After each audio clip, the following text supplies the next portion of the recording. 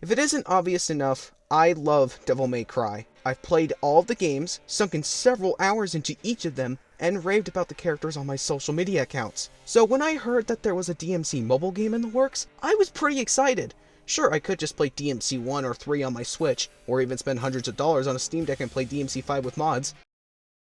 Oh, but I was still excited nonetheless. Announced in 2018, before the release of Devil May Cry 5, Capcom announced that they were working with a company called Nebula Joy to make the game. It was called Devil May Cry: Pinnacle of Combat. It looked extremely promising. It truly looked like a proper Devil May Cry experience on your phone. It had everything. Style switching,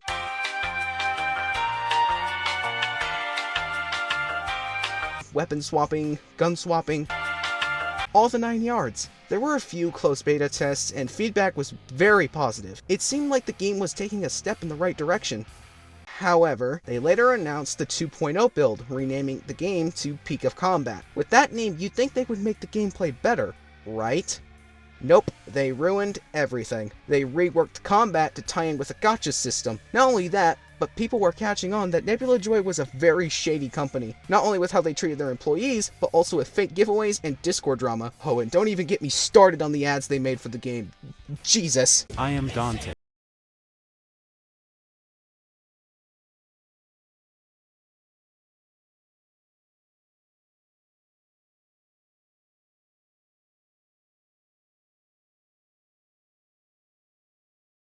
The game, and I can't believe I'm saying this, they made a game worse than DMC2. I never thought they could do it, but they did. It's actually that bad. First, let's talk about the gameplay itself. What went wrong?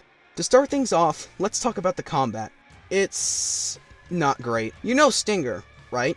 Well, what if I told you they put it on a cooldown? Yep, they did. Also, as far as I'm aware, the only style that Dante even has is Trickster. Also, he has no gun button. In cutscenes, you can clearly see him using Ebony and Ivory, but in-game, you can't use them at all. If you want to use guns, however, you have to swap to Lady. Oh yeah, to replace the style system, you now have the option to swap characters. Now, on paper, that sounds really cool. It doesn't break your combo, and it looks awesome. Well, as I said earlier, it replaces the style switch system. The characters you start with are Dante, Lady, and Nero. Why is Nero there? I don't know. The gameplay in general just feels neutered. You can't weapon swap anymore. Instead, they are tied to skins you either have to grind for, or pay with actual money.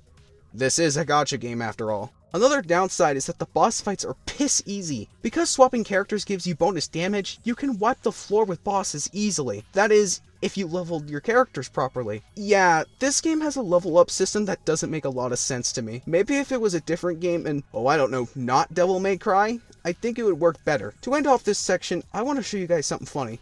In the tutorial mission, you play as Virgil for a brief moment during a boss fight. Sounds cool, right? Well, imagine my surprise when I found out that his only weapon was, get this, Beowulf. You know Virgil's signature weapon, Beowulf, right? Right? Right? I'm going to keep this part brief because I've only played 2 chapters, but the story is weird. As I mentioned earlier, Nero is one of the characters you can play as. Again, why is he there? Judging by Dante and Lady's character models, this game takes place after DMC 3. Nero shouldn't be there. Like, at all.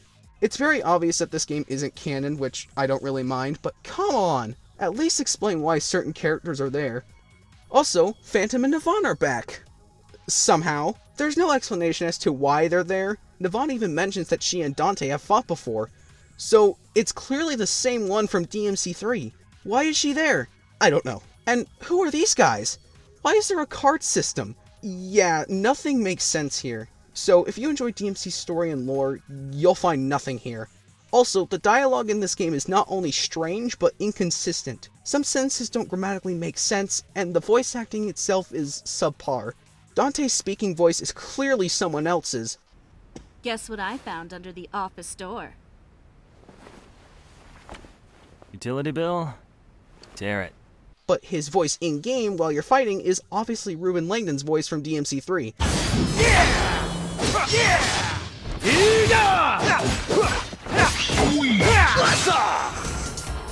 It's very obvious that they were ripped from DMC 3, but with higher quality.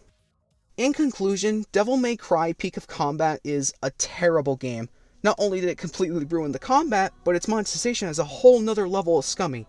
The story makes no sense, and its mechanics are stupid. If you want a true portable DMC experience, play the console games on Steam Deck or Switch. Hell, play the mobile port of DMC4. I haven't played it, I don't even know if it's still available anymore, but it's probably way, way better than this. This game is not only a disgrace to Devil May Cry, it's also a spit in the face to the fans who have supported the game over the years. It truly is the most dismal game in the series.